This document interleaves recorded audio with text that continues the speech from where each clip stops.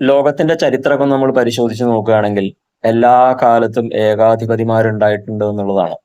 ഇപ്പൊ മോഡേൺ ടൈമിലൊക്കെ നമ്മളൊന്ന് എടുത്തു നോക്കുകയാണെങ്കിൽ ഏറ്റവും പ്രധാനപ്പെട്ട രണ്ട് ഏകാധിപതികളായിരുന്നു ജർമ്മനി ഭരിച്ചിരുന്ന അഡോൾഫ് ഹിറ്റ്ലറും പിന്നെ റൊമേനിയ എന്ന രാജ്യം ഭരിച്ചിരുന്ന നിക്കോളാസ് ചൗഷസ്ക്യൂ എന്ന് പറഞ്ഞ ആളൊക്കെ.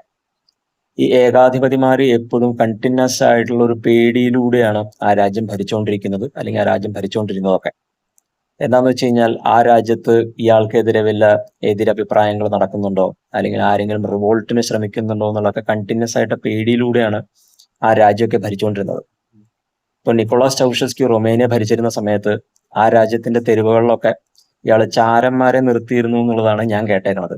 എന്താന്ന് വെച്ച് കഴിഞ്ഞാൽ ഈ ചാരന്മാർ വഴി ആ തെരുവുകളിലുള്ള ആൾക്കാരൊക്കെ ഇയാൾക്കെതിരെ വല്ല എതിരഭിപ്രായം പറയുന്നുണ്ടോ, അല്ലെങ്കിൽ ആരെങ്കിലും റിവോൾട്ടിന് ശ്രമിക്കുന്നുണ്ടോ എന്നുള്ളതൊക്കെ കണ്ടിന്യൂസ് ആയിട്ട് ഇയാളുടെ ചെവിയിലേക്ക് എത്തിയിരുന്നു ഈ ചാരന്മാർ വഴി. അത്രയ്ക്ക് പേടിയിലൂടെയാണ് ഈ ഏകാധിപതിമാര് രാജ്യം ഭരിച്ചുകൊണ്ടിരുന്നത്.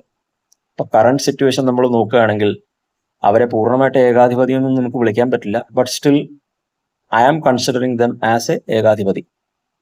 ഇപ്പൊ ചൈനയിലെ പ്രസിഡന്റ് ആയിട്ടുള്ള ഷീ ജിൻപിങ് ആദ്യം 2 ടൈം അവിടെ ചൈനയിൽ ആദ്യം 2 ടൈം മാത്രമേ കണ്ടിന്യൂസ്ലി ഒരാൾക്ക് പ്രസിഡന്റ് ആയിട്ട് ഇരിക്കാൻ പറ്റുള്ളൂ എന്നുള്ള ഒരു അവസ്ഥ ഉണ്ടായിരുന്നു.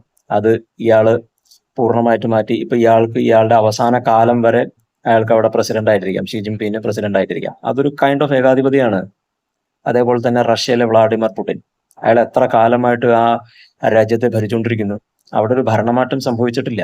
അവിടുത്തെ ആൾക്കാരും ഭരണമാറ്റം ആഗ്രഹിക്കുന്നുണ്ടോ എന്നുള്ള കാര്യം പുറത്താരും അറിയാൻ വഴിയില്ല. കാരണം ഏകാധിപതിമാര് ഭരിക്കുന്ന രാജ്യങ്ങളിൽ ഒരു കാര്യം പുറത്തു വരില്ല. അതായത് പുറത്ത് ഉള്ള മീഡിയക്കോ അല്ലെങ്കിൽ അവിടെയുള്ള മീഡിയയിലുള്ള ആൾക്കാരൊന്നും ഇതൊന്നും പുറത്തേക്ക് വിടാൻ അവർ സമ്മതിക്കില്ല.